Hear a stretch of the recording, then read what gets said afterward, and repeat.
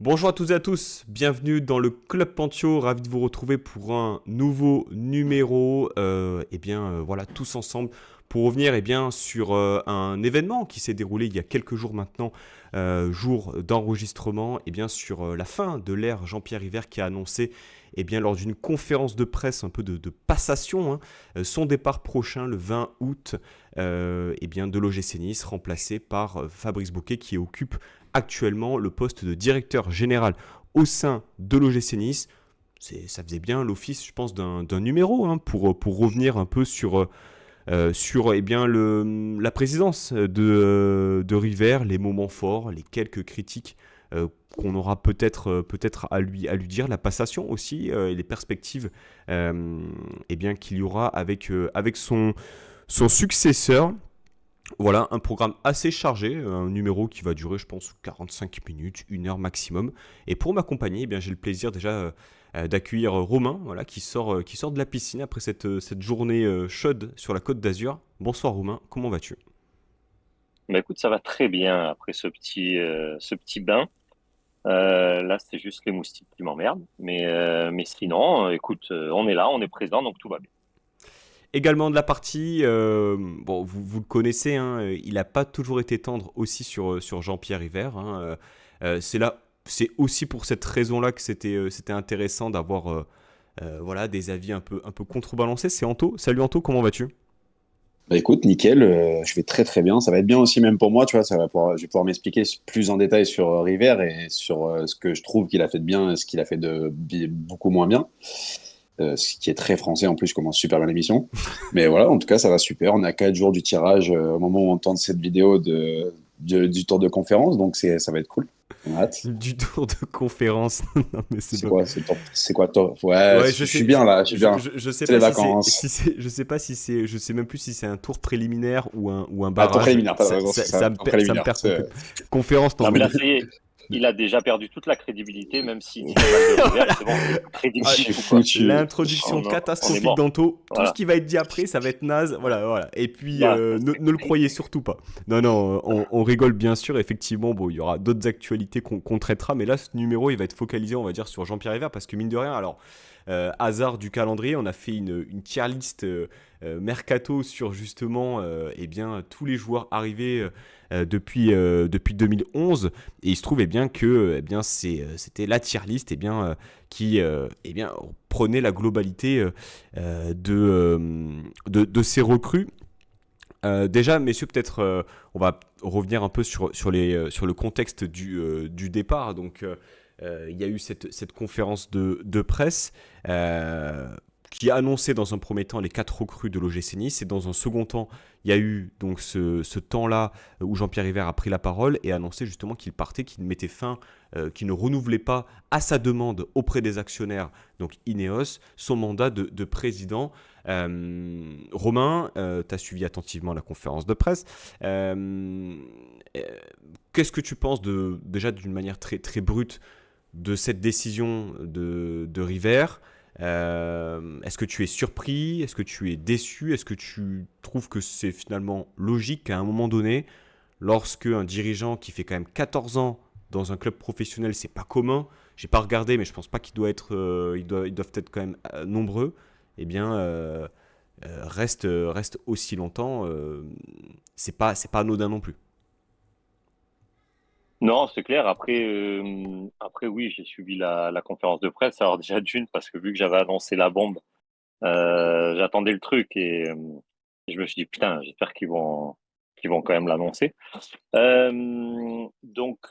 Alors, surpris, bah oui, même si on savait que ça allait. C'est la gueule. Même si on savait que ça allait arriver un jour, forcément. Mais après, ça fait depuis quelques années où il dit en off, hein, il dit bon, ah, voilà, c'est ma dernière année, je vais arrêter, je vais arrêter. Nan, nan, nan. Au final, il remplit toujours d'un an. Et après, écoute, ouais, moi je suis déçu parce que comme je le disais je dirais, j'aime pas dire X, donc je continuerai sur Twitter. Comme je le disais, en fait, c'est parce que River, pour moi, il a un côté rassurant Donc même s'il a fait une boulette avec les Chinois, mais il nous a sorti quand même de la merde. Il a tout fait pour nous sortir de la merde des Chinois. Et je sais pas, je trouve que c'était un. Moi, j'aimais bien River en tant que capitaine du navire. Donc déçu, non, parce que bah voilà, fallait que l'histoire elle trouve sa fin. Surpris dans le timing un petit peu, parce qu'on est à l'aube d'une saison où potentiellement on peut jouer la Ligue des Champions. Donc c'est vrai que voilà, je suis un peu surpris. Après, je sais pas trop comment il se passe les mandats de présidence, c'est renouvelé tous les ans ou s'il y a des mandats de 2 ans, 3 ans, je sais pas. Mais après voilà, c'est moi pour moi il avait un côté rassurant. Donc maintenant, bah voilà, on va faire sans lui. Et le club, il a vécu sans lui, avec lui, et maintenant, bah, on retourne sans lui. Donc voilà, on laisse les clés du camion à Bokeh et on va voir ce que ça donne. Anto, avant qu'on rentre un peu dans le détail, toi, tu te situes comment par rapport à ça? Le timing, effectivement, comme le disait Romain, il est assez étonnant au regard de la saison qui débute dans quelques semaines. Maintenant, lorsque tu regardes un peu voilà, la durée de sa présidence, le fait que lorsqu'il arrive en 2011, il dit qu'il reste pour 5 ans, que lorsqu'il part après l'arrivée des Chinois, c'est Ineos qui fait appel à lui, il n'était pas non plus censé revenir. Donc finalement, ça paraît logique. Toi, tu te situes comment par rapport à cette annonce? Moi, perso, les gars, cette journée-là, on a vécu l'annonce de Rivière qui partait. En même temps, Laborde qui a trouvé son petit contrat juteux dans les Émirats. Moi, j'étais aux anges. Non, moi, j'étais content. Après, je pense, je sais pas. En fait, moi, ça m'a paru bizarre comme timing. D'après moi, si ça avait été dans le courant des choses, tu le faisais à la fin de la saison et t'annonçais ton départ. J'aurais trouvé ça plus logique. Maintenant, peut-être qu'il a d'autres envies. Il a malgré tout, quand on fait le bilan de quand il est arrivé et quand il part du bateau, bah finalement, tu parles d'une équipe qui jouait le maintien tous les ans, à pas trop savoir où on allait, sans argent, etc., à une équipe qui est plutôt stable financièrement, qui joue l'Europe à peu près tous les ans. Donc déjà, rien que pour ça, bravo. Mais donc voilà, le timing, je le trouve un petit peu surprenant, mais finalement, bah écoute, franchement, ça va peut-être être bien pour lui aussi de prendre une pause. En tout cas, une pause sportive, il risque de la prendre en lien avec le club. Il a dit qu'il allait s'investir en tant que président du fonds de dotation de l'OGC Nice. Ça, c'est une mission aussi eh bien, noble, toujours dans l'intérêt aussi de l'institution Gym. Anto, tu as parlé un peu du sportif et c'est un peu ce qu'on retient eh bien de ce bilan, Jean-Pierre River. Il récupère un club à l'été 2011, c'est Gilbert Stellardo qui eh bien, était propriétaire à l'époque, on parle d'un ancien temps, qui avait fait un intermédiaire de 1 an ou 2 après la présidence Cohen. River arrive aux manettes. Et c'est vrai que bon, les plus jeunes qui nous écoutent, parce que mine de rien, ça fait quand même 13 ans maintenant, plus de 14 ans, c'était en tout en fait une autre époque, un autre gym qui sortait d'une saison 2010-2011 très compliqué. Si je dis pas de bêtises, c'est l'année où Roy commence sur le banc, Marsiglia termine, et on termine par une victoire à Gerland à l'époque, je crois, qui nous propulse à la 13e place. Est-ce que c'est cette saison où je me trompe? C'est pas cette saison-là où Loris il fait deux boulettes justement à Ah Gerland et ouais, que et c'est on ça qui gagne, nous sauve. et on gagne ce match qui nous sauve et qui nous permet de terminer 13e. Je me trompe ou pas, Romain, dans le cours de Ouais, parce que l'histoire? nous, on était jeunes, nous, Julien. Après moi, Et je Romain un peu me, moins, mais je me, ouais, mais justement, moi, vu que j'avance dans l'âge, je perds la mémoire. Euh, putain, franchement, j'ai un bug. C'est l'année, mais non, Avec le but c'est de pas l'année. Ismaël Gonçalves qui met le. Tu sais, on gagne 4-3 à Gerland. Est-ce que c'est. Là, c'est débat parallèle, mais est-ce que c'est justement fin de saison 2010-2011 avec Marsiglia aux manettes? C'est possible, hein? Putain, ouais, c'est. Ah ouais, ouais, non, c'est possible, ouais. Ouais, Donc, c'est possible que ça soit bon, ça. bref, River arrive à ce moment-là. Il aligne, je crois, de mémoire 12 millions d'euros pour combler les dettes du club à l'époque. ouais. Et on Ça, peut oui, je dire. m'en souviens. Ça, voilà. Et la Hum. première décision forte qu'il prend, c'est il intronise Claude Puel à la tête du club. Et dans le contexte qu'on connaît, dans les circonstances qu'on connaît, avec la dimension économique où le gym à l'époque eh bien, était on va dire, pas dans la même sphère qu'aujourd'hui. C'était non, un coup de poker assez important. Et finalement, avec le temps, c'est une décision, Romain, qui lui a donné raison, finalement, Puel. Ah bah clairement, déjà franchement, quand tu sors d'une saison comme ça, arriver à choper Puel, c'est quelque chose quand même de pas mal. Et moi, je me souviendrai toujours, déjà, ce qui a annoncé l'arrivée de River, c'était qu'on attendait la signature de Trezeguet. Ça aussi, c'était quelque chose de grand, où il y avait eu cette rumeur qui avait tenu en haleine pendant un mois. On a cru qu'on avait les Qataris aux manettes de l'OGC Nice, alors que River, il avait juste mis 12 millions, quoi. Mais, euh, mais non, après, il fait déjà un premier choix fort et un premier pari même gagnant. Et de là, bon, après, quand on connaît la suite, mais c'est vrai que bah, comme il dit, il a su s'entourer un petit peu quand même au départ. Il avait une trajectoire bien définie. Et je pense que le fait de s'être entouré de bah, déjà Puel, mais après Fournier, tout ce genre de personnes l'ont aidé à tenir sa ligne de conduite. Et c'est vrai que au final, ça lui a donné raison. Et pour quelqu'un qui n'était pas du milieu du foot, je pense qu'il a fait des miracles avec peu et très vite, je trouve. Lorsqu'on fait le bilan, Anto, 7 qualifications en Coupe d'Europe en 14 ans. Lorsqu'on connaît effectivement les circonstances dans lesquelles il arrive, c'est quand même top. Je crois que on fait top 9 sur les 10 dernières années, quelque chose comme ça. Enfin, minimum top 9. Avec effectivement des coachs emblématiques, comme on le disait justement, Claude Puel, suivi de Lucien Favre. Il y a cette dimension sportive qu'on ne peut pas lui enlever, c'est justement d'avoir su permettre à l'OGC Nice de redevenir un club qui compte dans le paysage footballistique français. Et ça, pour le coup, les chiffres parlent pour lui. Ouais, carrément, carrément. Moi, je pense que, voilà, peut-être qu'avec la chronologie, on en parlera un peu plus tard, mais je pense qu'après, il s'est perdu du moment où on a été un club un peu plus gros, on va dire, donc moins un peu plus présent sur la scène française. Maintenant, son début, il est extraordinaire. Et puis, voilà, faut se rappeler, on a passé des torrents, hein, cette défaite d'affilée avec Puel. Il l'a gardé sur son banc, il a dit on fait confiance, on continue. Et ça, malgré tout, c'est fort parce que tu peux te dire que pour un mec qui connaissait pas forcément le milieu du foot, etc., bah, tu paniques, tu te dis donc, où on va, etc. Et au final, c'est que des très bons choix. Il est allé chercher Julien Fournier qui a sorti aussi quelques miracles et sur le plan financier qui ont été énormes.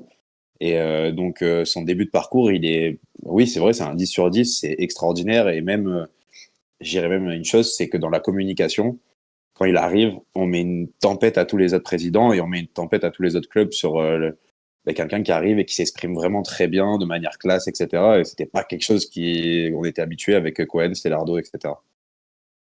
Ouais, c'est vrai qu'il avait cette prestance aussi qui, à l'époque, allait à l'encontre, on va dire, des personnages un peu emblématiques de notre chère Ligue 1.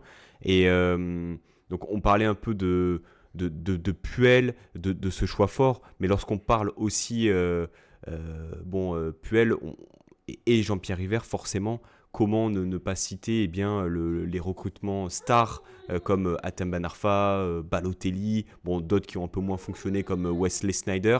Romain River, c'est aussi la personne qui a permis aussi à l'OGC Nice d'être vu comme le club qui relançait des anciens grands talents un peu perdus pour le foot, pour en refaire des joueurs de ballon et qui ont performé à Nice. Il y a ça, oui. C'est vrai que pendant un petit moment, on a eu cette image-là. Mais avant ça aussi, on a eu l'image d'être un club intelligent. Parce que quand tu fais venir Série pour que dalle, d'ailleurs, c'est ce qui nous a suivi pendant quelques saisons où on n'arrêtait pas de prendre Série pour exemple, et qui est tout en haut de la tier list. Mais quand on fait venir Série, quand on fait venir des Zvitanic, quand on prend des Botéac, des joueurs comme ça. On est passé d'abord d'un club intelligent, qui travaille avec peu de moyens, qui arrive à avoir des résultats avec peu de moyens. Comme on le disait juste avant, toujours avec un discours clair et assumé de la part du président, avec beaucoup de langue de bois, mais il a toujours été clair dans sa vision des choses, etc. Et après, quand on a commencé à avoir des pseudo-revenus, enfin même un petit peu avant, oui, on tente le coup Ben Arfa. C'est notre premier gros coup d'un joueur un peu bankable, pas bankable, mais bankable en termes de spectacle. Et après, c'est vrai que oui, une fois que tu fais ça, tu le réussis à 1000% ce pari. Tu fais un Balotelli contre la volonté de ton entraîneur. Tu le réussis aussi à 200% ce pari. Ouais, après, tu passes pour le club qui est un peu faiseur de miracles. Et c'est vrai que avec l'arrivée des Chinois qui nous promettaient monts et merveilles, on était vraiment sur une courbe à l'ascension constante, quoi, quasiment. Donc c'est vrai que ouais, on était vraiment un club qui commençait à être regardé par sa stratégie au niveau du recrutement, etc. Donc déjà pour nous supporters, c'était appréciable. Mais en plus, bah voilà, on se mettait un peu plus en lumière au niveau du monde du football, quoi. Ouais, Anto, ce que dit Romain, en fait, c'est assez juste. C'est que tu as une période où tu fais avec les moyens que tu as à disposition, tu utilises à fond le centre de formation parce que de toute manière, tu ne peux pas faire autrement. Tu fais une saison miraculeuse 12-13 où tu termines quatrième et tu te qualifies en Coupe d'Europe. Et finalement, le club, il a grandi, il s'est développé, mais sans aller trop vite, quelque part. Et donc, une arrivée comme Ben Arfa, un an après Balotelli, quelque part, elles viennent aussi concrétiser des années où le gym a plutôt bien travaillé, bien fonctionné sportivement, même s'il y a des saisons qui ont été un peu plus compliquées sous Puel. Finalement, cette notion de temps que tu parlais aussi avec ces 7 défaites de rang sous Puel, elle est importante. Oui, carrément, franchement, c'est très important. Et même dans le football actuel, des fois, on veut aller trop vite, des fois, on se perd un petit peu en chemin. C'est pas que à Nice, hein, c'est partout. Mais en tout cas, voilà, on avait supposé un petit peu les choses. On l'a refait un peu plus tard avec un coach où ça a un peu moins, on a un peu moins de réussite à la fin. Mais en tout cas, tout ça bah, c'est extraordinaire parce que bah, tu le regardes, hein, en France, il n'y a pas beaucoup de clubs qui ont réussi à gravir les gestions comme on l'a fait, en étant, on va dire, autosuffisant. Et sinon, c'est que des clubs qui arrivent, où il y a des mecs qui injectent énormément d'argent et qui rejoignent le haut du tableau. Mais sinon, et, on, et surtout, on s'est stabilisé là-haut. C'est très important, on n'est pas redescendu. Donc, c'est cool. Des fois, ça manque un peu quand même la dernière journée où tu sais pas si tu vas descendre ou pas et tu te sauves. C'était des émotions incroyables. Mais bon, on va les laisser au passé quand même. Un peu de nostalgie, c'est très bien. Romain, tu l'as dit tout à l'heure, il y a, on va dire, cette première période avec les jeunes, puis l'arrivée de joueurs un peu plus stars, et puis, tu l'as un peu teasé tout à l'heure, cet épisode avec les Chinois qui, justement, crée une zone un peu d'inconfort, d'instabilité au sein du club, autant pour les joueurs que pour l'entraîneur de l'époque, Patrick Vieira. Puis finalement, River revient avec Fournier aux manettes, avec justement l'investisseur Ineos à l'époque. Cet épisode, malgré tout, il a quand même laissé des traces, quand même, quand on y pense, parce que eh bien, c'était sans doute à ce moment-là le premier échec, si je puis dire, de River, on peut le dire. Ouais, après, oui, c'était un échec, mais il faut pas oublier aussi qu'on a failli avoir un monsieur qui se nomme Lopez aux manettes, et qui a été refoulé par River par rapport aux garanties qu'il pouvait fournir. Donc, dans un sens, déjà, il nous a évité la banqueroute totale. Mais non, c'est vrai que son premier couac, ouais, ça a été les Chinois. Même si, j'ai envie de dire, dans ce marasme qu'on a connu pendant, je crois, ils sont restés 3 ans, 2 ans et demi, 3 ans, je crois, 3 ans. Mais on a connu quand même là plus belle saison, pour moi, c'est celle de la première de Lucien Favre. Et mine de rien, certes, l'argent, c'est un argent issu de crédit, enfin voilà, de merde. Mais après, bon, voilà, on a vécu quand même une belle saison. Après, malheureusement, bah, écoute, je connais pas les tenants et les aboutissants de tout ça. Mais ouais, il a fait sa première boulette au bout de combien? 6 ans, je crois. 5, 6 ans. Donc, donc ouais, ça a failli nous coûter très cher. Mais après, si on va en tirer du positif, on a vécu, on a entendu la musique de la Ligue des Champions avec le sponsor chinois sur notre maillot. Et, et voilà. Mais c'est vrai que ça a été une bonne merde à tous les niveaux, cette période-là, quoi. Et puis dans la foulée, Anto, tu l'as dit tout à l'heure, il y a donc cette arrivée d'Ineos. Et lorsqu'on prend un peu de hauteur sur le parcours de River à l'OGC Nice, effectivement, on peut peut-être facilement identifier le avant Ineos, après Ineos. Euh, qu'est-ce que tu penses justement de River? Alors, il n'est pas seul, attention, on fait un numéro sur Jean-Pierre River parce que c'est un personnage important de l'OGC Nice. C'est la figure de l'OGC Nice sur les 15 dernières années. Sur le terrain, on va dire que c'est Dante parce qu'il est là depuis 10 ans. Mais River, c'est le président de toute une génération de supporters. Donc, au travers de ce numéro, c'est important aussi, je pense, de redire un peu ce qu'il s'est passé. Voilà, et puis peut-être aussi de donner son avis. Et là, pour le coup, le après Ineos, il a été fatal, mais j'ai l'impression surtout pour le club finalement, hein. Après, bon, il faut trouver des responsables. Tu penses forcément au président. Ouais, après, bah, voilà, moi pour expliquer le contexte de pourquoi River, déjà le premier quoi qu'il y a eu, alors moi, pour moi, les Chinois, ça peut arriver. Malheureusement, en plus, il n'y avait pas d'exemple. C'est pas comme un club aujourd'hui, un propriétaire d'un club qui vendrait à Gérard Lopez. Tu sais qu'il va te faire casser la gueule à ton club. Tu vois, t'as, t'as des exemples très concrets. Maintenant, les Chinois, bah, quand ils arrivent, t'as Gauthier Ganaï qui faisait du bon travail. Je crois qu'il était à Lens, il me semble, avant d'arriver à Nice en tant que président. Enfin, c'était pas président, c'était directeur général, je crois. Mais bref, mais en tout cas, quand ils arrivent, t'as pas d'exemple sur le fait que ça va se casser la gueule. Donc, bah, ils tentent le coup et ça, je lui en veux pas trop. Après, il y a des choix qui ont été mauvais. Il allait chercher Patrick Vieira, bon, ça arrive. Et moi, ce que j'ai vraiment pas du tout aimé, la première chose que j'ai pas du tout aimé du duo, hein, et même River Fournier, c'est le moment où en fait ils partent en plein milieu de la saison. Et pour moi, c'était pas nécessaire. Ils ont laissé Vieira, que j'ai jamais apprécié, mais en tout cas, ils l'ont laissé tout seul avec des mecs qui faisaient n'importe quoi. Alors, certes, le coup de poker, il a marché puisqu'ils ont ramené des investisseurs, mais si tu ramènes personne, ben, en fait, on en serait au niveau de Bordeaux, on aurait coulé complètement. Et ça, moi, ça a été le premier coup d'épée, on va dire que bah, j'avais l'impression que fallait nous abandonner, quoi, alors qu'on était déjà dans une belle merde avec les Chinois américains. Donc voilà, moi, c'était ça le vrai problème. Et après, il y a Ineos qui arrive. Et déjà, tu rassures tout le monde en ramenant Ineos. Ça, c'est une vraie chose. Et même sur le plan sportif, on a progressé, on s'est un peu perdu aussi. Mais en tout cas, voilà, il a rassuré sur le plan financier le fait que bah, chaque saison, quand on ira au stade, on sera en Ligue 1.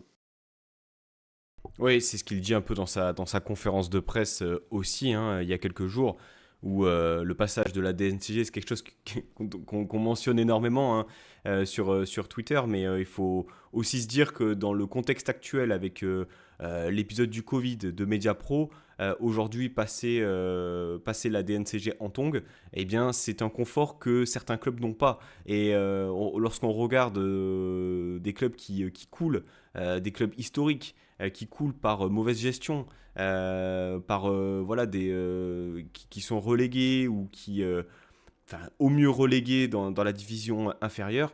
Enfin, je veux dire, je pense aussi qu'il faut qu'on prenne un peu plus de recul par rapport à ça. Là, c'est un avis personnel, hein. Un peu plus de recul par rapport à ça et qu'on mesure aussi le contexte dans lequel vit le football français, hein, une résultante aussi de décisions qui ne sont pas forcément les meilleures, mais qui, pour le coup, les équipes sont victimes de ça, hein. Les clubs, plutôt, sont victimes de ça.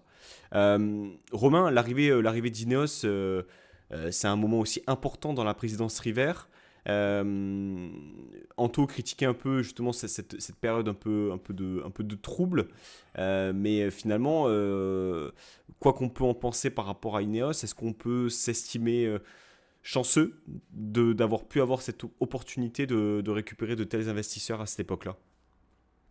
Bah, c'est même inespéré. Tu te rends compte, t'as un mec qui vient, il te rachète le club, il rachète les dettes, euh, il est là pour investir. Il a des objectifs, certes, qui aujourd'hui ont été revus, mais à la base, il a des objectifs qui sont plutôt sympas pour l'OGC Nice. Ils nous sortent des Chinois, enfin bref, t'as que du bon. Et comme tu disais, et je rejoins ton avis, même si moi, ils peuvent m'énerver au plus haut point, mais c'est vrai que aujourd'hui, sans Ineos, tu galères et tu fais pas les transferts que tu as pu faire là. Donc, certes, ils donnent moins, certes, mais je trouve que, donc là, peut-être que je fais un grand pas, mais je trouve que Ineos, depuis le début, bah, il nous laisse quand même faire plus ou moins ce qu'on veut. La preuve, rien que sur le sponsor maillot, ils sont même plus sur nos maillots. Enfin, si, ils vont être, je crois, dans le dos, je sais plus où. Mais ils acceptent pas mal de choses tout en comblant certaines dettes, tout en nous permettant de passer la DNCG, comme tu dis, en tong. Franchement, aujourd'hui, même avec le recul, avec tout ce qu'on veut, Ineos, ça a été quand même une bénédiction et un grand coup de sa part parce que je pense que c'était pas gagné à la base. Il y allait comme il a toujours fait en fait. Toujours à se dire ouais, c'est impossible, mais j'y vais quand même. Et, et bon, arriver à les faire venir dans le championnat de France, mine de rien, euh, c'est quand même pas mal. Et aujourd'hui, on peut s'estimer entre guillemets heureux de les avoir quand même. Alors justement, Romain, une précision importante qu'il avait soulignée lors de sa conférence de presse également, c'est que le rachat d'Ineos impliquait aussi qu'il n'était plus eh bien, propriétaire du club, il n'était même plus actionnaire, hein, il n'avait plus aucune part. Euh, Qu'est-ce que tu réponds en fait aux gens qui trouvent que depuis l'arrivée d'Ineos, finalement, ou même sur les dernières années, plutôt on va dire 2021, 2022, River est un peu effacé. Est-ce que tu n'as pas l'impression, enfin non, pas l'impression, mais est-ce que tu partages cet avis selon euh, lequel River a fait peut-être quelques années de trop finalement? Moi, je pense pas, c'est pas les années de trop. Moi, pour moi, en fait, il a commencé à être effacé à partir du moment où Ineos a racheté Manchester. Avant Pourquoi? ça, Parce que Romain, je m'excuse, avant ça, pour moi, je ne sais pas si vous êtes d'accord les c'est gars, pour moi c'est le retour de Favre qui le met dedans, mais qui le met dedans total. C'est que bah, Favre, c'est lui le retour. oui, mais quand tu sais que en fait, ce qui se passe, c'est que parce que personne en a parlé, c'est passé sous silence, mais tu avais Bob Radcliffe, d'accord? Tu avais Bob Radcliffe, Julien Fournier, River. C'était le triangle, voilà. C'était les trois. Et en fait, tu avais Bob Radcliffe et Julien Fournier qui avaient une stratégie pour le club, c'était de continuer avec de petits moyens enfin de petits moyens, avec des moyens plus importants que ce qu'on avait à l'époque, mais continuer dans une sphère un peu à prendre des jeunes et à essayer à faire un peu de trading entre guillemets, parce que même si on avait Fournier avait dit ou même River, maintenant les joueurs il faut qu'ils fassent 100 matchs avec le GC Nice et après on pourra parler d'un bon de sortie. Et en fait, River, lui, au bout d'un moment, il en a eu marre. Et donc, c'était ouais, juste avant que Favre arrive. River en a eu marre et a demandé à Ineos, en fait, de monter le budget, comment ça, les ressources, etc., pour, en fait, bâtir un gros club et devenir concurrent du PSG. Ce à quoi Ineos a pensé à une stratégie sur laquelle il rentrait dans l'univers, je crois que il y avait un terme, hein, je crois que c'était l'univers. Dans l'univers Ineos, par une branche, je sais pas quel biais, parce que je suis pas non plus dans la finance, mais en fait, grâce à ça, Ineos allait pouvoir injecter plus d'argent que ce qu'ils faisaient avant, en fait, au tout début qu'ils sont arrivés. Et en fait, pourquoi je te dis que c'est passé à ce moment-là? Parce que quand Favre, en conférence de presse, il dit on va concurrencer le PSG, c'est parce qu'il y a déjà toutes les garanties pour que la saison d'après, on ait vraiment un gros pouvoir d'achat, entre guillemets, et qu'on ait un budget, mais colossal pour la Ligue 1. Et en fait, arrive ouais, janvier, février, je crois, il commence à y avoir les tractations entre terres, enfin, ces choses-là. Et quand Ghisolfi, il arrive donc en septembre-octobre et il commence à te faire des Mofi à 30 millions, des Enda Chimier à 10 millions. Et en fait, du coup, parce que la stratégie était claire à la base. Et en fait, en plein milieu, en mars-avril, tu apprends que la stratégie n'est plus du tout celle-là, dû au fait que Radcliffe, Ineos s'intéresse à Manchester. Et du coup, bah, tu coupes les robinets, d'où le départ de Ghisolfi, etc., parce que c'était pas du tout le projet qu'on lui avait vendu, ben, j'imagine. Heureusement que lui, il faisait pas partie du gros projet, puisque vu la pipe que c'est, on aurait été, on n'aurait pas été très chanceux. Et moi, je trouve que River, depuis ce moment-là, où il y a eu ce changement de stratégie et tout, je crois qu'au bout d'un moment, lui, son rêve, c'était de monter vraiment une grosse équipe, mais alliant un peu joueurs réputés sur la scène internationale, jeunes joueurs, enfin voilà, monter vraiment un gros truc. Et cet échec, pour moi, hein, ça lui a mis un peu un coup. Ça lui a mis un peu un coup dans la gueule. Et du coup, c'est pour ça que son départ aujourd'hui, c'est pour ça que je te disais, les mandats, je sais pas combien de temps ça peut durer, c'est 3 ans, 4 ans, 1 an, je sais pas. Mais je pense que tout ce départ, etc., c'est un peu dû au fait de, bah voilà, en fait, au final, il a toujours, c'est vrai, à Nice, même si tu es maintenant tranquille au niveau financier, tu fais toujours des montages pour acheter les joueurs, tu es obligé de vivre toujours de tes ventes. Et je pense que voilà, tu as une lassitude à ce niveau-là. Et le fait que cet énorme projet qui devait y avoir à la base n'ait pas vu le jour, je pense que au bout d'un moment, il s'est dit bon, c'est voilà, c'est usant, c'est fatigant. Et moi, le projet que je souhaitais n'a pas vu le jour. Donc, au bout d'un moment, je vais me mettre un peu en retrait.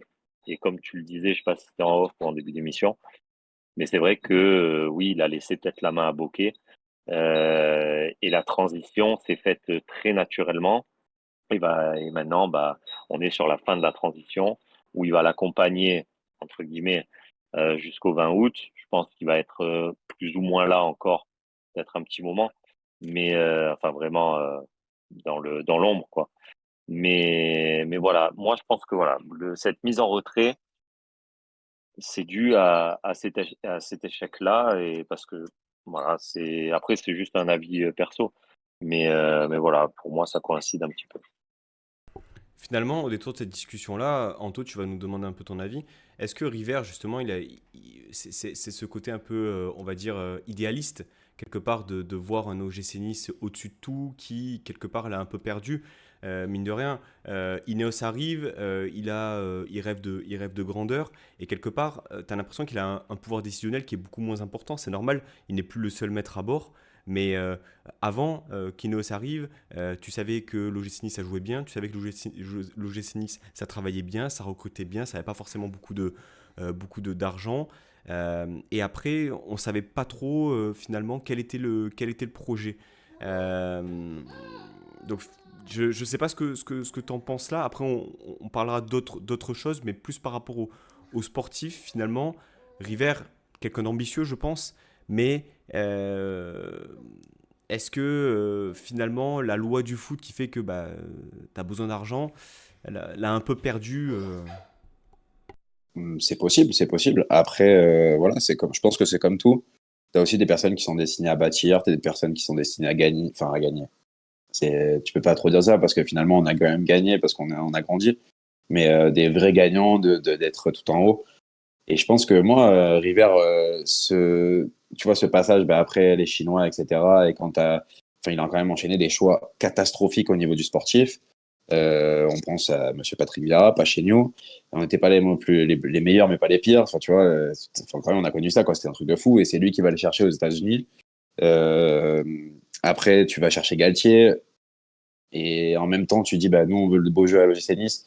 Et je pense que voilà, il s'est trompé. Peut-être que c'était plus sa sphère à lui. Et que la sphère enfin, tu vois, il aurait dû à ce moment-là se retirer du sportif et être uniquement dans la communication, ce qui est possible. Peut-être que c'est aussi un peu de la faute de Fournier, j'en sais rien. J'ai pas les insights du club, mais en tout cas, dans les faits, c'est ce qui s'est passé. Et, euh, et ouais, moi, je trouve où il était le meilleur, c'était la communication aussi. Et il s'est effacé de pratiquement quelques temps après la reprise d'Ineos. Et c'est vrai que ça coïncide un petit peu avec ce passage où bah, il y avait beaucoup de sons qui sortaient qu'on allait avoir un été incroyable. Et au final, bah, enfin, Radcliffe a racheté le club de son cœur. Et comment lui en vouloir d'avoir voulu mettre des sous dans le club de son cœur. Ça aurait été nous, à l'inverse, on aurait fait la même chose. Donc, euh, donc voilà, ça, moi, ce qui me dérange le plus, c'est vraiment la communication où il s'est effacé, où on a eu plusieurs périodes. Il y a eu le très bon coup à Marseille où il y a eu la bagarre avec Longoria, où après il est venu devant les médias, il a défendu bah, tout le club en réalité, et puis après ça, il nous a plus défendu du tout. Alors peut-être en off, mais en tout cas, devant les médias, à chaque fois qu'on se faisait charcuter, bah, il y avait personne qui montait au créneau. Quand il y a ce vol à Lyon, on laisse parler des mecs qui ne veulent pas parler. Et ça se voit, alors que lui, c'est son job, il est là aussi pour ça. Alors, il y avait aussi des circonstances pour lesquelles il n'était pas à Lyon, mais en tout cas, voilà, c'est quand même dommage et c'est beaucoup d'accumulation. Moi, notamment, tu vois, j'ai encore en travers de la gorge quand Galtier revient avec le Paris Saint-Germain, que Todibo et Thuram viennent et défendent la tribune parce que Galtier va devant la tribune pour narguer. Bah, moi, j'aurais aimé vraiment un Jean-Pierre River qui parte et qui dise enfin, tu vois, c'est inadmissible de faire ça, d'oublier, peu importe, mais en tout cas de défendre nos couleurs et notre club. Et moi, je trouve que sur les dernières années, bah, il l'a pas assez fait. Est-ce que Bokeh va le faire plus? J'en sais rien. C'est pas dit, mais en tout cas, lui, il a beaucoup changé là-dessus. Romain, Anto parle d'un sujet qu'on évoque assez souvent, c'est le côté institution, poids de l'institution, défense de l'institution. Comment est-ce que tu trouves River sur ces dernières années? Est-ce que tu partages l'avis que vient de donner Anto? Ouais, ouais, on peut le partager maintenant. Ce qu'il faut savoir, c'est que River, il est président, mais bon, aucune part, rien du tout, quoi. Il est président salarié, quoi, en gros. Il a un employeur au-dessus de lui. Et Ineos, quand ils sont arrivés, déjà, le leitmotiv, c'était pas de vague. Voilà, on ferme sa gueule. Pour les incidents à Marseille, c'était très chaud. Très, très chaud par rapport à l'image qu'a véhiculé tout ce scandale, etc. Le truc de la bouteille d'eau, ça a été très, très chaud avec Ineos. Et, et en fait, eux, ils sont un peu en mode à l'anglaise, c'est OK, OK, pas de vague, pas de vague, pas de vague. Au bout d'un moment, je suis d'accord, moi, je serais monté au créneau, mais parce que je suis un passionné, parce que j'ai tout ça. Mais quand tu as on va dire, tes actionnaires qui tirent les ficelles du club, qui font un peu la pluie et le beau temps du club, et si on te dit, tu fermes ta gueule, et enfin, je le dis un peu de méthode, mais en mode cru, mais si on te dit, tu la fermes, nous, on veut pas de vagues, on véhicule l'image Ineos, Grenadier, toutes ces conneries. Nous, on veut pas passer pour un club de vauriens, de tout ce qu'on veut. Bah, au bout d'un moment, tu te la fermes, quoi. Parce que si, j'ai n'importe quoi, mais si on te met ouais, de toute manière, si ça continue au niveau de l'état d'esprit du club, etc., on va commencer à désinvestir, enfin, toutes ces conneries. En fait, ça peut un peu freiner certaines ardeurs. Donc, après, je dis pas que c'est ce qui s'est passé, parce que j'ai pas la vérité. Mais en tout cas, je sais que les incidents de Marseille, c'était très très chaud au niveau de Ineos. Et eux, ils sont venus, et vraiment, et je crois que c'était dans une des conférences de presse aussi, ils avaient dit, nous, on veut pas de vagues. Voilà. Nous, on veut pas faire parler de l'OGC Nice en mal. dans la presse, dans le monde, parce que Ineos, ouais, t'as vu, Ineos s'est rattaché à l'OGC Nice. T'as vu, Ineos. Et donc, du coup, bah voilà, on véhicule une image. Déjà, Ineos, avec tous les problèmes au niveau, euh, au niveau écologie et tout, c'était pas bien vu. Mais si en plus, dans le monde du sport, ils commençaient à passer pour des vauriens, putain, je suis vachement poli. Bah voilà, ça le faisait pas. Donc, je pense que moi, il y a eu certaines directives de la part des actionnaires. C'était peut-être pas une volonté de River, mais par rapport aux actionnaires. Voilà. Après, c'est mon interprétation. Cette transformation. Anto, tu voulais rajouter quelque chose? Non, non, c'est juste pour dire, moi je comprends, hein, t'as même peut-être raison, en vrai, c'est une très bonne raison. Après, je t'avoue que pour moi, ça fait pas River, tu vois. Le début de River, pour moi, c'est pas ça, justement. C'est quelqu'un qui serait parti et qui aurait dit, bah, ok, vous voulez pas que je parle, vous voulez pas, et ben, je serais parti. C'est le seul truc qui me fait dire. Mais après, je comprends l'interprétation et ça reste une entreprise, on est d'accord. Il y a donc cette transformation économique apportée par l'arrivée d'Ineos dans le capital de l'OGC Nice, mais il y a également une transformation structurelle avec, d'une part, eh bien, il y a eu le nouveau centre le nouveau centre d'entraînement qui est arrivé. Alors, j'ai plus l'année en tête. Je sais que c'est suite au transfert de Amavi, 2011, 2012, quelque Quatre- chose comme ça. Un peu après, non? 14, je dirais, moi. 13. 2013 ou 2014, je pense. Nouveau centre Moi, je sais pas d'entraînement après. et puis surtout eh bien, l'arrivée à l'Alliance avec donc cette nouvelle enceinte de 30, 33, 33, 34 000 spectateurs. Bref, on a parlé beaucoup du changement de dimension sportif avec les entraîneurs, les fonds générés, mais Anto, il y a aussi tout ce qui est autour, les infrastructures, le centre d'entraînement, le stade, pour justement faire de Nice un club eh bien, qui compte dans le paysage du football français. Ouais, carrément. Et puis c'est important. Et puis tu sais, on a souvent eu des dernières recrues, enfin en tout cas depuis quelques années, le fait que ben, maintenant, tu n'as plus besoin de faire visiter que la ville et de tout cacher le reste pour faire venir quelqu'un et pour donner envie à la personne de venir à Nice. Maintenant, tu peux aussi montrer structurellement où tu en es. Pas tout est parfait, mais en tout cas, on a énormément avancé et on est un club professionnel quoi, là-dessus, alors qu'avant, c'était un petit peu moins le cas. Bon, même si le stade duré des fois nous manque, c'est quand même important d'avoir un stade qui est au goût du jour et aussi et qui peut accueillir des grandes compétitions européennes, donc ce qu'on vise tous les ans, quoi. Plus de problème de fax, Romain, là, avec ces nouvelles infrastructures finalement, mais ça Là, il y accompagne a en la fait fibre. tout ce qu'on dit depuis le début, à savoir faire de Nice un club important et le développer pour en faire un club régulièrement européen. Et c'est ce qui se passe sur les dernières années. Bah ouais, et puis tu le vois, et comme il l'a dit, il y a certaines choses, à l'époque, tu pouvais pas faire certaines choses du fait que on avait un centre d'entraînement un peu moisi, le stade duré qui était vieillissant, parce que je pense que les joueurs qui viennent jouer chez nous, ils en ont un peu rien à faire du stade duré. Ils préfèrent mille fois être à l'Alliance. C'était important pour nous, supporters, mais après pour les joueurs, ou même pour des investisseurs, ils en ont un peu rien à carrer.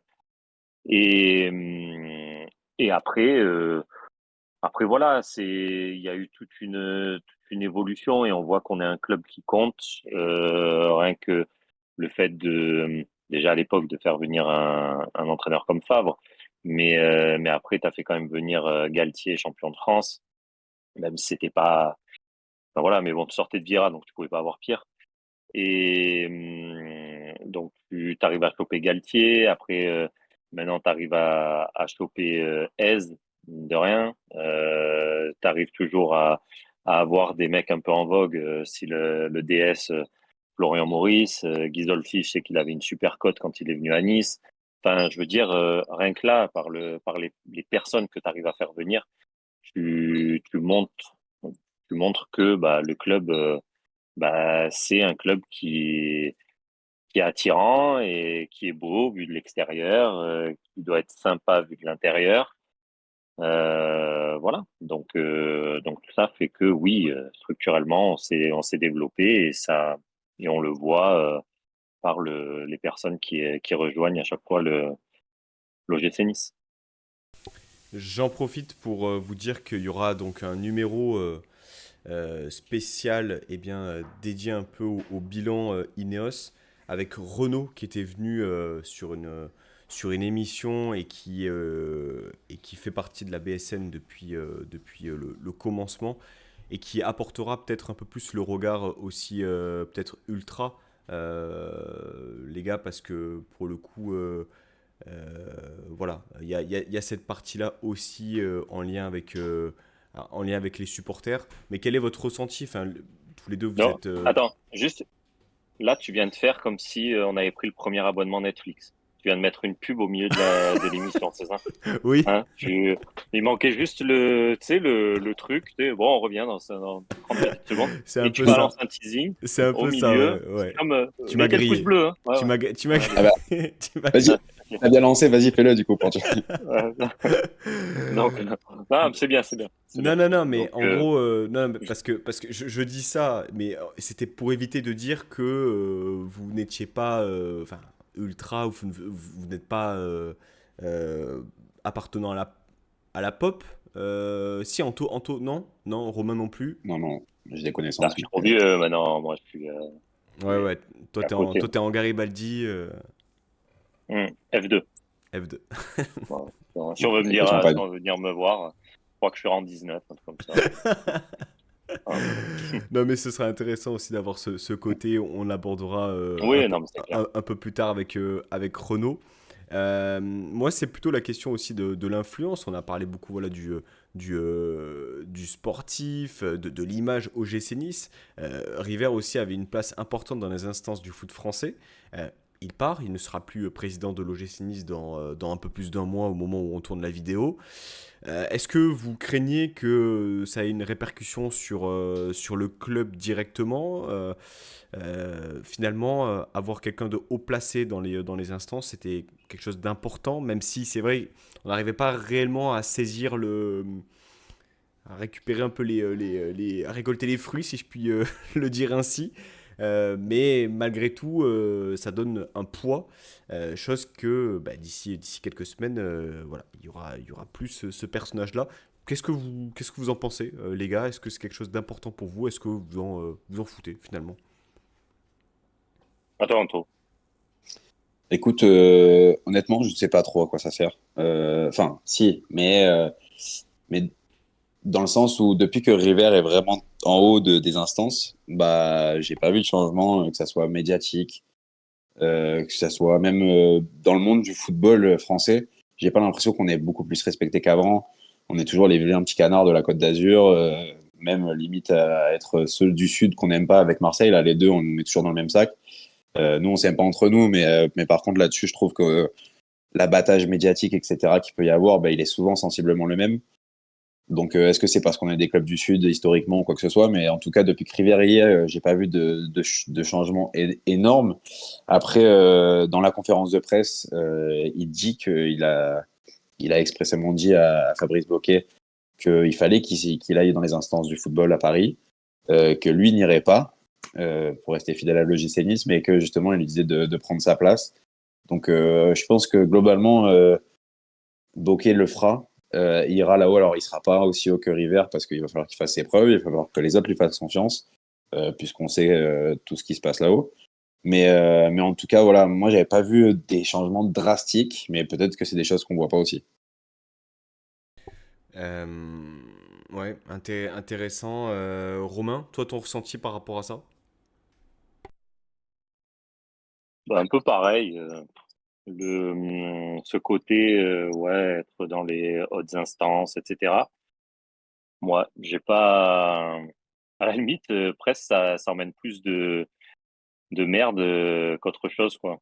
Quand on voit là tout ce qui se passe avec Jambière et toutes les conneries qui ont été faites ces 2 dernières années, bah justement, la lumière, elle est mise aux personnes qui sont un petit peu influentes au siège là-haut, là. Donc, t'amener une plus-value, je suis pas sûr, t'amener une moins-value non plus, mais en tout cas, c'est clair que quand ça va mal comme aujourd'hui le foot français, bah, on prend la calache et on pointe ceux qui ont le plus d'influence. Donc, quand tout se passe bien, bah, peut-être que ça serait passé autrement. Mais voilà, moi personnellement, c'est pas quelque chose qui m'inquiète plus que ça, de pas être mis dans les hautes instances, de pas être représenté dans les hautes instances à un poste bien précis. Évoquons ensemble, eh bien pour clôturer, le passage de témoin fait lors de cette conférence de presse à Fabrice Boquet, donc qui eh bien, deviendra dans un mois le président de l'OGC Nice. Euh, Ça a l'air d'être une transition donc préparée depuis un certain temps. Fabrice Boquet est arrivé il y a maintenant 3 ans, peu de temps après l'arrivée de Ghisolfi au club. Bon, il a une casquette un peu très polyvalente, hein. C'est quelqu'un qui a fait, voilà, qui a une formation, je crois, dans la finance, qui a été directeur administratif et financier à Lorient, qui a également fait du recrutement. Il a un peu touché à tout. Et actuellement, il a occupé le poste de directeur général pour, eh bien, ainsi dire, devenir président. Voilà. Qu'est-ce que vous pensez finalement de cette décision-là de le faire devenir président? Ça doit être peut-être l'un des plus jeunes présidents, je pense, dans le foot français actuellement. Est-ce qu'on va être dans une forme de continuité? Est-ce que vous attendez vraiment à une rupture? Euh, on a quand même l'impression que Bokeh a les manettes depuis un certain temps, ce que je disais un peu en début d'émission, et que ça va se faire en douceur. Voilà. Est-ce que vous êtes plutôt optimiste? Est-ce que vous êtes plutôt pessimiste? Anto, si tu veux débuter. Ouais, je sais pas comment ça se passe au sein du club avec lui. Ça, c'est quelque chose qui est réservé à ceux qui y travaillent, etc. Mais en tout cas, moi, je suis plutôt optimiste parce que c'est un mec, bah, mine de rien, je trouve que le bilan, il est pas si mauvais que ça. Sur plein de points, il y a la communication qui est meilleure. On s'est amélioré. On a des sujets qui sont abordés. Alors, pour l'instant, il n'y a pas eu d'énormes changements, mais en tout cas, petit à petit, on aborde des changements qui sont importants pour nous, supporters aussi, et pour le club en général. Mais ben, enfin, quelqu'un qui nous a répondu quand on a demandé pourquoi il n'y a pas de siège rouge et noir, tu vois. C'est tout bête, mais en tout cas, on a eu un lien avec ça et on a une réponse. Et puis pour parler du sportif aussi, parce que même si c'est pas son domaine premier, malgré tout, il fait partie de l'équipe qui dirige ce club et cette entreprise. Et ben, on s'oriente de plus en plus vers quelque chose de très bon. Euh, on a un centre de formation qui est en train de redevenir une place qui peut être forte avec des jeunes qui arrivent de partout en France. Certes, on peut un peu déplorer notre bassin à nous, qui est un peu plus petit, mais en tout cas, il y a des jeunes très prometteurs qui arrivent de partout. On arrive petit à petit à convaincre des joueurs qui sont convoités par des très gros clubs européens à venir à Nice. Donc ça, c'est une très bonne chose. Même les transferts, on s'est recalmé. Alors, je sais pas qui c'est qui allait chercher Florian Maurice, mais en tout cas, pour l'instant, bah, Florian Maurice, c'est du bon travail qui est fait. Et donc, je trouve qu'on va dans la bonne direction. Est-ce que c'était avec River et que ça va se finir maintenant? C'est ce qu'on va découvrir. Mais en tout cas, moi, je me dis que le plus important, bah, c'est que le passage de témoin, il se fasse peut-être dans un moment qui est pas si mauvais pour le club. On est qualifié pour potentiellement jouer la Ligue des Champions dans quelques semaines. On est bien avec un coach qui reste, avec un directeur sportif qui reste. Donc finalement, bah, c'est le meilleur passage à témoin, je pense, possible pour le club aussi, pour le coup. Romain, ce passage de témoin, tu en penses quoi? Voilà, River l'a dit, hein, il aimerait voir l'OGC Nice en Ligue des Champions. Il a ce regret de ne pas avoir eu de trophée. On sent que c'est quand même quelqu'un d'ambitieux. Comment est-ce que tu juges finalement son successeur et aussi le choix de ne pas faire venir quelqu'un de l'extérieur? Bah après, c'était le choix logique par rapport à tout ce qu'on a dit. Et de toute manière, moi, quand j'ai appris que River, il allait partir, ouais, je savais pas qui c'est qui reprenait derrière lui, mais bon, c'était la logique même. Après, Bokeh, moi, je l'ai souvent fracassé. Mais c'est vrai que je crois que c'est sur Twitter, il y en a un qui m'a dit. Après, ce qu'il y a aussi, c'est qu'il n'a pas le bon rôle. Il est arrivé dans à un moment où on était obligé de faire des économies, où il y avait certains, les droits télé qui ont chuté, l'Ineos qui donnait un petit peu moins, on avait des gros salaires au club. Donc c'est vrai qu'il n'avait pas le bon rôle. Voilà. Donc moi, c'est pour ça que j'ai dit, voilà, je suis pas fan, mais je laisse le bénéfice du doute. Après, moi, ce que j'aime bien, c'est que on n'anticipe pas comme certains clubs, et d'ailleurs, je crois même que c'est River qui l'a dit. On n'est pas là à anticiper une potentielle place en Ligue des Champions, faire un recrutement en budgétant la place en Ligue des Champions, etc. Là, aujourd'hui, on fait notre recrutement par rapport à une place en Europa League. Donc, et ça, j'aime bien. Voilà, cette philosophie. Et Bokeh, donc, il a la même. Et je me dis que dans un sens, le mec qui fait des économies sur tout, qui regarde au centime près, on voit Florian Maurice qui se bat pour 1 million ou 2 millions sur un transfert.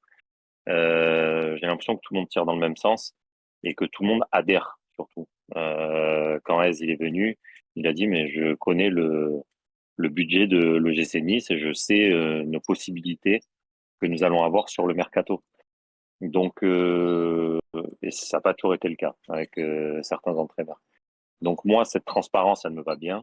Et cette gouvernance, cette méthode, on va dire, me va bien aussi. Voilà, j'ai pas envie de me retrouver comme certains clubs à l'agonie parce que on pensait finir troisième, Lyon, hein. Et au final, on finit huitième, quoi.